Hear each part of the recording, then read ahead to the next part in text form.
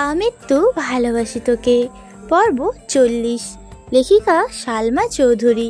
আমি আছি আপনাদের সাথে নওশিন পারভিন। যে মেয়ে ঠিকমতো মেহেদি ধরতে পারে না, সে মেয়ে আজ এত কষ্ট করে মেহেদি দিয়ে আবিরের নাম লিখেছে।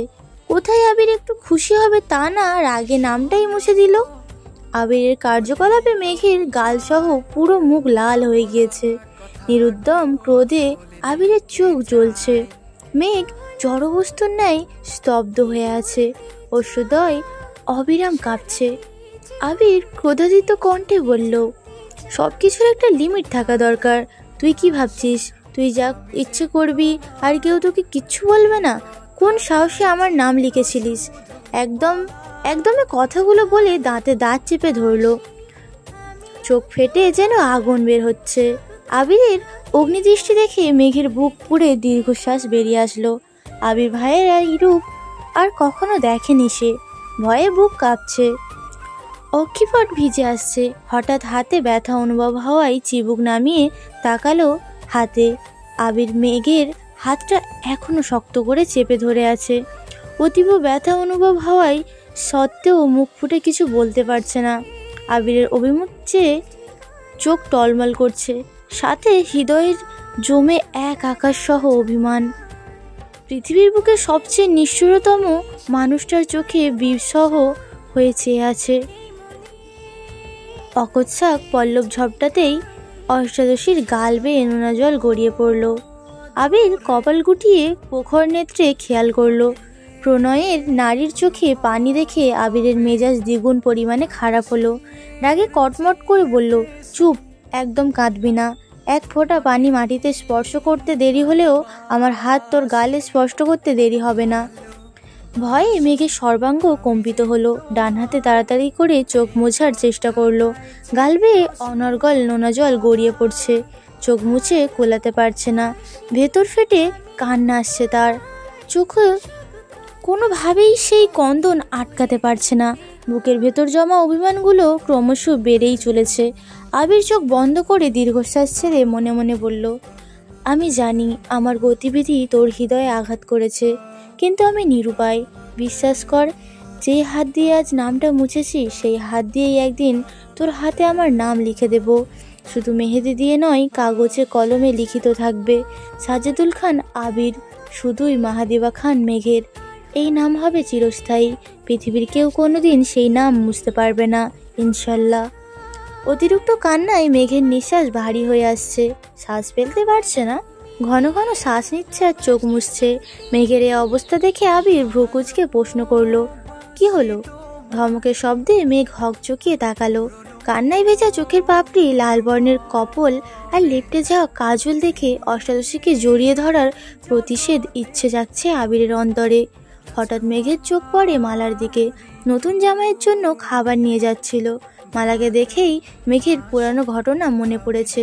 ভেতরে জমা অভিমানটা অভিযোগ হয়ে বেরিয়ে আসতে চাইছে।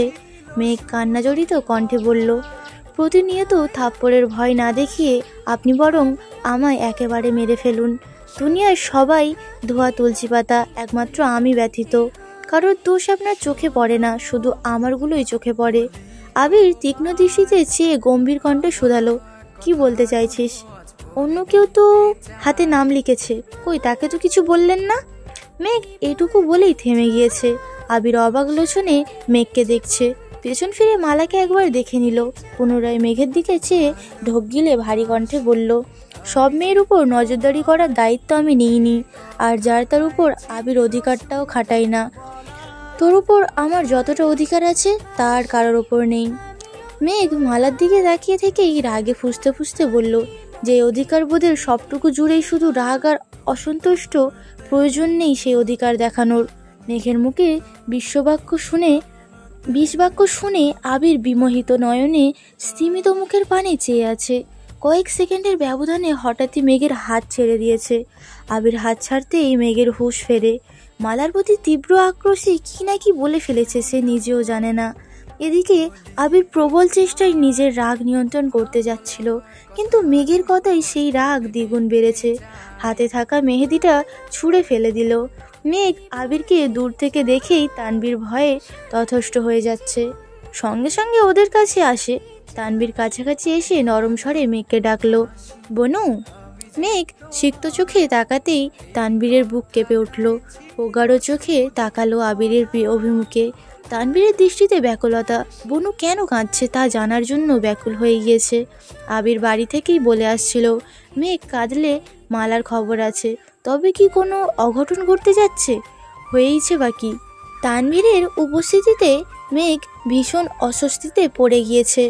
আবির ভাইয়ের নাম লিখেছে এটা তানভীর জানতে পারলে কি হবে সেটা ভেবেই ভয়ে চোখ নামিয়ে পাশ কাটিয়ে চলে যাচ্ছে। আবির আর চোখে চেয়ে মনে মনে বলল, প্রয়োজন নেই, বললেই তো আমি তোকে ছেড়ে দিতে পারবো না। তুই যদি আমার রাগের কারণই না বুঝিস তবে আমার অর্ধাঙ্গিনী হবি কেমন করে? মেঘ একটু দূরে যেতেই তানভীর উদ্বিগ্ন কণ্ঠে শুধালো, বনু কাঁদছে কেন ভাইয়া? আবির কিছু বলতে পারছে না, কথা আটকে আসছে তার। বারবার ঢোক গিলে ভিতরের কষ্ট লুকানোর চেষ্টা করছে। সেই মেঘের জন্য আবির নিজের জীবন দিতে রাজি। সেই মেঘ আজ এত বড় কথা বলেছে। আবিরের অস্বাভাবিকতা অবস্থা দেখে তানভীর আবিরের বাহুতে ধরে রাখলো। ভাইয়া কি হয়েছে? আবির ঘাড় ঘুরিয়ে তানভীরের মুখের পানে চাইল। আবিরের চোখের প্রতিটা শিরা উপশিরা রক্তাভ হয়ে আছে। দৃষ্টিতে তীব্র আগুন নির্গত হচ্ছে। প্রখর তপ্ত স্বরে বলল, তোর বোন মেহেদি দিতে হাতে আমার নাম লিখেছে। কি সর্বনাশ! একটাবারের জন্য ভাবলো না বাসায় কারোর চোখে এই নাম পড়লে কি অবস্থা হতে পারতো? ওকে কিভাবে বোঝাবো? এখন আমার পক্ষে ওর মাত্রাতিরিক্ত পাগলামিকে সাপোর্ট করা সম্ভব না। আমার মনের অবস্থা বলতে পারছি না, কারণ এই বয়সে ওকে পারিবারিক ঝামেলায় কোনোভাবেই জড়াতে চাই না আমি। তানভীর আবিরের কথাগুলো শুনে ঠান্ডা কণ্ঠে বলল, তুমি মাথা ঠান্ডা রাখো প্লিজ ভাইয়া। তোর বোনের জন্য কি পরিমাণ প্যারা আমি সহ্য করছি এর এক অংশ যদি তোর বোন বুঝতো। কথাগুলো বলেই আবির দীর্ঘ নিঃশ্বাস ছাড়ল। মেঘকে জেনে বুঝে কখনো কষ্ট দিতে চায় না আবির, কিন্তু মাঝে মধ্যে বাধ্য হয়ে নিজের অনিচ্ছা সত্ত্বেও মেঘকে শাসন করতে হয়। মিম্বা আদিও যদি মেঘের হাতে আবিরের নাম দেখে সেই কথা আদির মা, মেঘের মা বা আবিরের মায়ের কান পর্যন্ত যেতে বেশি সময় লাগবে না। মা কাকি জানা মানেই বাবাদের কানে পৌঁছাবে।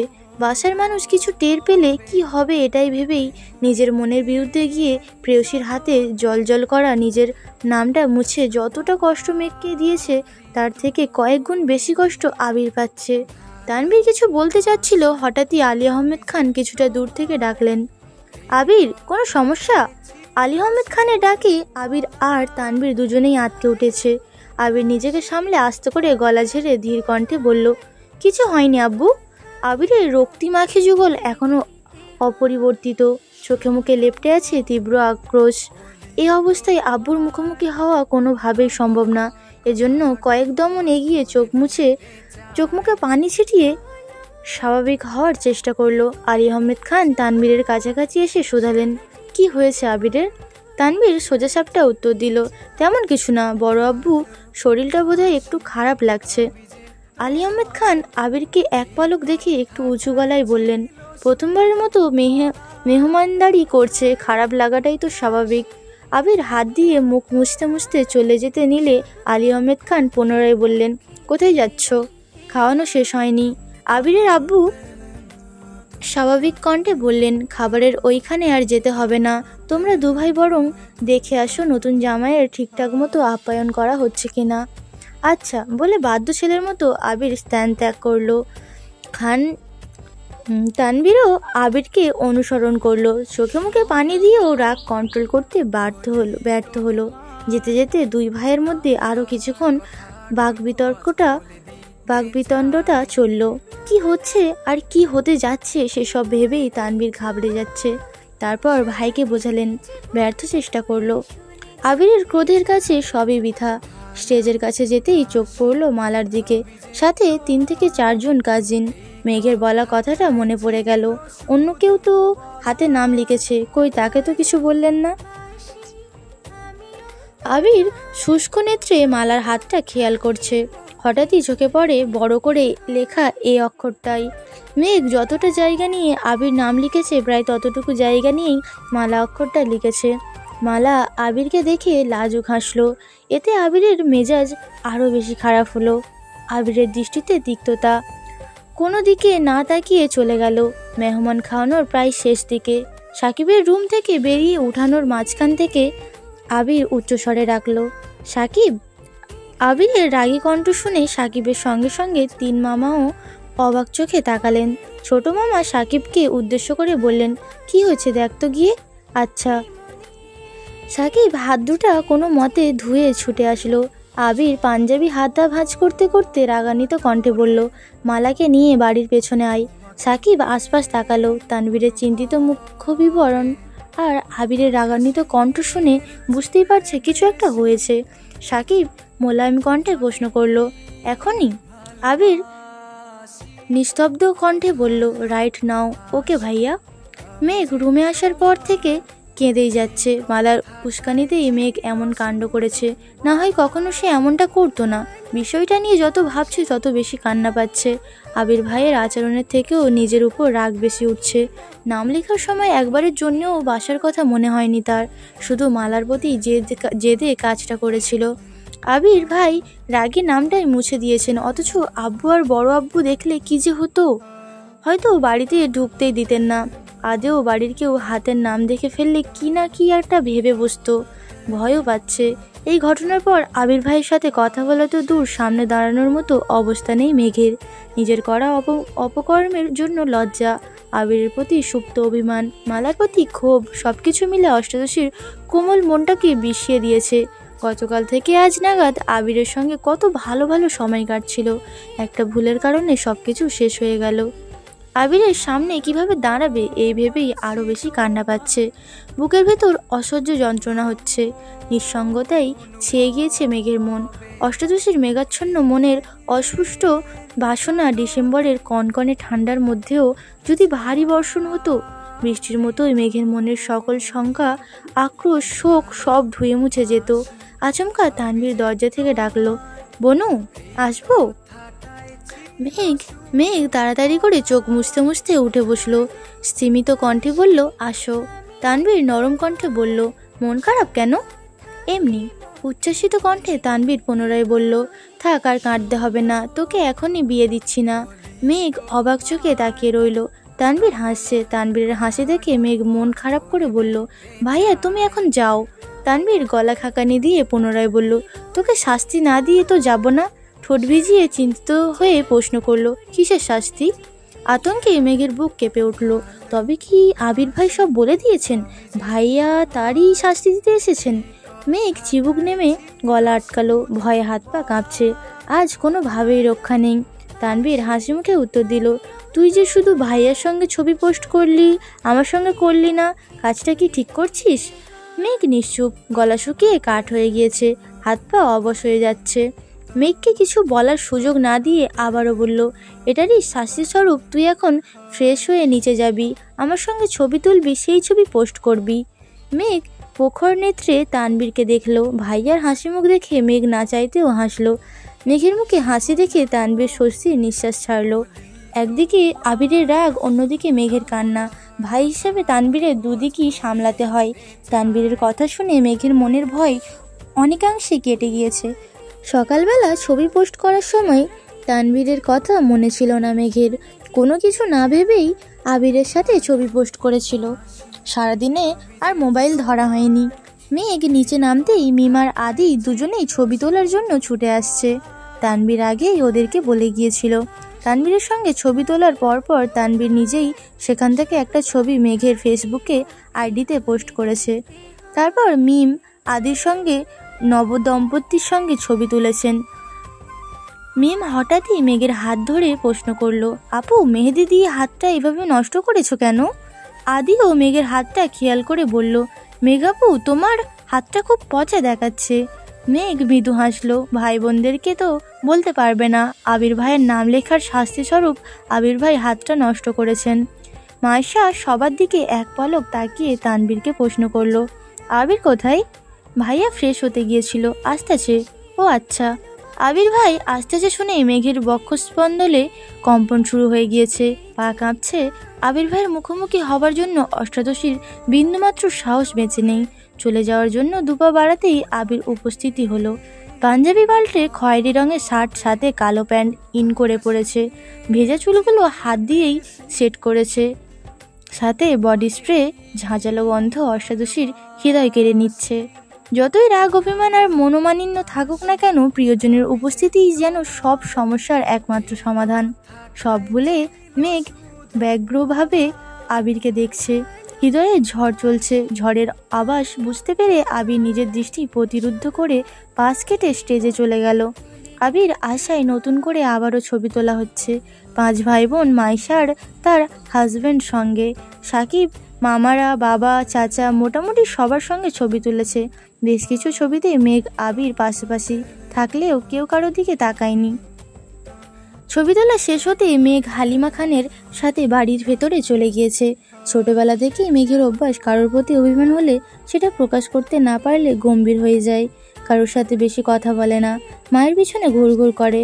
আচমকা বিয়েবাড়ির অভিলাষ বদলে গিয়েছে। চারিদিকে কান্নার রব। কনে পক্ষের জন্য সবচেয়ে কষ্টকর মুহূর্ত হলো কনে বিদায়। গায়ে হলুদ, মেহেন্দি, বিয়ে পর্যন্ত সবার মধ্যে যতটা আমেজ থাকে, কনে বিদায়ের সবটাই অভিসঙ্গে মিশে যায়।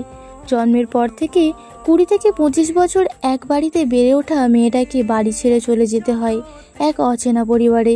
বাবা মা, ভাই বোনদের প্রতি এত বছরের ভালোবাসা, আবেগ, অনুভূতি বাঁধন ছিঁড়ে চিরতরে চলে যেতে হয়। বিয়ে নামক সামাজিক বন্ধনের কারণে বাবা মায়ের আদরের বড় করা রাজকন্যার বাবার বাড়ির মেহমান হয়ে যায়। শুরু হয় এক নতুন জীবন। সেই জীবনের প্রথম লড়াইটাই হলো অচেনা, অপরিচিত মানুষগুলোকে আপন করে নেওয়া। বড় মামার বড় মেয়ে মাইশা তাই সবার খুব আদরের। বড় মামা, মামি, মাইশার বাঁধভাঙ্গা কান্না দেখে বিয়েবাড়ির প্রতিটা মেহমান কাঁদছে। বোনকে জড়িয়ে ধরে বিরামহীন কাঁদছে মালা আর দিশার থেকেও মালার কান্নার গভীরতা অনেকই বেশি। 2 বোনের সম্পর্ক ছিল বন্ধুর মতো। মাইশার বড় ভাইয়াও থাকায় আবির, তানভীর, সাকিব আর একটা কাজিনকে মাইশার সাথে শ্বশুরবাড়ি যেতে হবে, তবে তারা রাতেই চলে আসবে। মেয়েদের মধ্যে স্মৃতি আর দিশা যাচ্ছে মাইশার সঙ্গে। সবার থেকে বিদায় নিয়ে নবদম্পতি গাড়িতে উঠল। ফুল দিয়ে সজ্জিত এক সাদা রঙের প্রাইভেট কার ধীর গতিতে যাত্রা শুরু করেছে। গাড়ি চলছে ধীর গতিতে। মাইশা কেঁদেই যাচ্ছে, এক পাশে দিশা, অপর পাশে মাইশা। হাজব্যান্ড বাড়িতে, আত্মীয় স্বজনদের কান্নায় শব্দ। মাইশার বিদায়ের পর আত্মীয়দের ভিড় ঠেলে সেই যে মালা রুমে ঢুকেছে, রুম থেকে আর বের হয়নি। মেঘ বিকেল থেকেই মায়ের সঙ্গে সঙ্গে ঘুরছে। মাইশাপুর কান্না দেখে নিজের অজান্তেই মেঘের চোখ বিয়ে অনর্গল জল পড়ছিল। মায়ের আঁচল দিয়ে চোখ মুছতে মুছতে আঁচল ভিজিয়ে ফেলেছে। আজ এত কাছে থেকে কনে বিদায় দেখে মেঘের নিজের প্রতি প্রচণ্ড ভয় কাজ করছে। সে যে এত সামান্য কারণে কেঁদে একাকার অবস্থা করে, বিয়েতে কী অবস্থা হবে। তৎক্ষণাৎ মনে মনে বিড়বিড় করলো, আবির ভাইকে বিয়ে করলে তো আমায় বিদায়ও দেবে না, আর আমায় কাঁদতেও হবে না। কান্নায় ভেজা চোখ, গাল বেয়ে পড়া পানির দাগ, তার সঙ্গে মুখে আকৃতি মায়াবী হাসি। একটা বয়স পর থেকে মেয়েটা সব কিছুর সঙ্গে নিজেকে তুলনা করে। তেমনই মাইশাপুর বিদায় দেখে মেঘ নিজের চিন্তায় মগ্ন হয়ে গিয়েছে। তবে অকৃপণ হাসিটা বেশিক্ষণের জন্য স্থির হতে পারেনি। আবির ভাইয়ের লেপটে দেওয়া মেহেদির দিকে নজর পড়তেই মনটা খারাপ হয়ে গিয়েছে। আনমনে বিড়বিড় করে বলল, আবির ভাইয়ের অনুভূতির রাজ্য জুড়ে কোন মহিয়সীর বসবাস? আমার হাত থেকে নাম মোছার কারণ কি শুধুই পারিবারিক নাকি অন্য কোনো রমণী? সন্ধ্যার বেশ খানিকটা সময় পর বিয়েবাড়ির পরিবেশ কিছুটা স্বাভাবিক হয়েছে। আবিরের মামারা, আবিরের বাবা, চাচ্চু, মাইশার মামা, খালু সবাই একসঙ্গে আড্ডা দিতে বসেছেন। যার যার ব্যবসা, চাকরির, সন্তান নিয়ে কথা বলতে বলতে আবিরের বিয়ে নিয়ে কথা উঠেছে। আলী আহমেদ খানকে প্রশ্ন করায় তিনি স্বাভাবিকভাবেই উত্তর দিয়েছেন, ছেলে রাজি থাকলে আগামী বছরই ছেলেকে বিয়ে করাবে। মেঘ, আদি, মাইশা কাজিনদের সঙ্গে কিছুক্ষণ গল্প করেছে। মালা আপুকেও ডেকেছে, কিন্তু মালা দরজাই খুলেনি। সবার ডাকাডাকিতে অনেকক্ষণ পর মালা রুম থেকে বেরিয়ে আসছে। মিমরা তখন রাতের খাবার খাচ্ছিল। কাঁদতে কাঁদতে মালার চোখ মুখ ফুলে গিয়েছে। সারাদিন খায়নি, তাই জোর করেই খেতে বসানো হয়েছে। মালার প্রতি মেঘের বিতৃষ্ণা আর ক্ষোভ থাকলেও বোনের প্রতি বোনের ভালোবাসা দেখে মেঘের বড্ড মায়া হচ্ছে। মেঘ নিজে থেকেই মালার সঙ্গে বেশ কয়েকবার কথা বলেছে, কিন্তু মালার আচরণে মনে হচ্ছে মেঘকে সে সহ্য করতেই পারছে না। তা বুঝতে পেরে মেঘ রুমে চলে গিয়েছে। সারাদিনের ক্লান্তিতে বিছানায় শুয়ে চোখ বন্ধ করতেই ঘুমের দেশে পাড়ি দিয়েছে। আবিররা ফিরেছে প্রায় 10টার দিকে। ততক্ষণে বিয়েবাড়ির হইচই শেষ। শীতের সময় 10টা মানেই গভীর রাত। মায়ারা ব্যতীত সকলে শুয়ে পড়েছে। আবিররা ফ্রেশ হয়ে উঠোনের শেষ প্রান্তে আগুন জ্বালিয়েছে। আবার কবে কাজিনরা একত্রিত হতে পারলে তা জানা নেই। দিনটাকে স্মরণীয় করে রাখতেই সমবয়সী সকলে গভীর রাতে আগুন পোহাচ্ছে আর সবার জীবনের গল্প বলছে। ঘণ্টাখানেক গল্প করার পর সাকিব তানবীরকে উদ্দেশ্য করে বলল, কিরে তানবীর, তোর অন্তরের প্রদেশে যে এক ললনা বসতি স্থাপন করছে তা তো বললি না? তানবীর কণ্ঠ খাদে নামিয়ে উত্তর দিল, তেমন কিছু না, তুই বলবি কি না বল। কি বলবো? তুই মেঘবতীর বান্ধবীকে কবে থেকে পছন্দ করিস? কিছুদিন হবে। সাকিব মাথা চুলকাতে শুধালো, আমি তো শুনেছিলাম তুই অনেক বছর যাবৎ বন্যাকে ফলো করিস। তানবীর ভ্রুকুচকে উত্তর দিল, এত বছর কি আমার জন্য ফলো করেছি নাকি? ভাইয়াই তো বলছে বনুর কাছে বান্ধবীদের উপর নজরদারি করার জন্য। আবির প্রখর নেত্রে তানবীরকে দেখে বলল, আমি না হয় নজরদারি করতে বলেছিলাম, প্রেমে পড়তে তো বলি নাই। সাকিব ভাব নিয়ে বলল, কথা সত্য। তানবীর মন খারাপ করে উত্তর দিল, প্রেমে পড়েছি কি পড়িনি সেটা তো আর সেই মেয়ে জানে না, আমি কখনো বলতেও যাব না, তাহলেই তো হবে। সাকিব আর আবির দুজনেই সশব্দে হেসে উঠল। সাকিব হাসি মুখে বলল, এত সিরিয়াস হয়ে যাচ্ছিস কেন? আমরা তো মজা করছি, তুই শুধু বল প্রেমে কবে পড়েছিস, তাহলেই হবে। আবিরের হাসি দেখে তানবীর এক বুক সাহস নিয়ে বলা শুরু করলো, বনুদের বিদায় অনুষ্ঠানে বনুকে নিয়ে কলেজে গিয়েছিলাম। ভাইয়া বারণ করেছিল, বিদায় বনুকে শাড়ি পরতে নিষেধ করেছিলাম, কিন্তু কলেজে গেইটে ওনাকে শাড়ি পরা দেখে আমার মনোযোগ থমকে গিয়েছিল। বুকের ভেতর এক অদ্ভুত মায়া কাজ করছিল। বনুর ফ্রেন্ড হিসাবে মেয়েটাকে ছোট থেকেই দেখে আসছি, অথচ কখনো এমনটা মনে হয়নি। সেদিন তাকে দেখে মনে হয়েছিল আজীবন ক্লান্তিহীন তাকিয়ে থাকলেও তাকে দেখার তৃপ্তি মিটবে না। আবির, সাকিব সহ বাকিরা মুগ্ধ আঁকিতে তানবীরের দিকে তাকিয়ে আছে। তা দেখে তানবীরই লজ্জায় পড়ে গিয়েছে।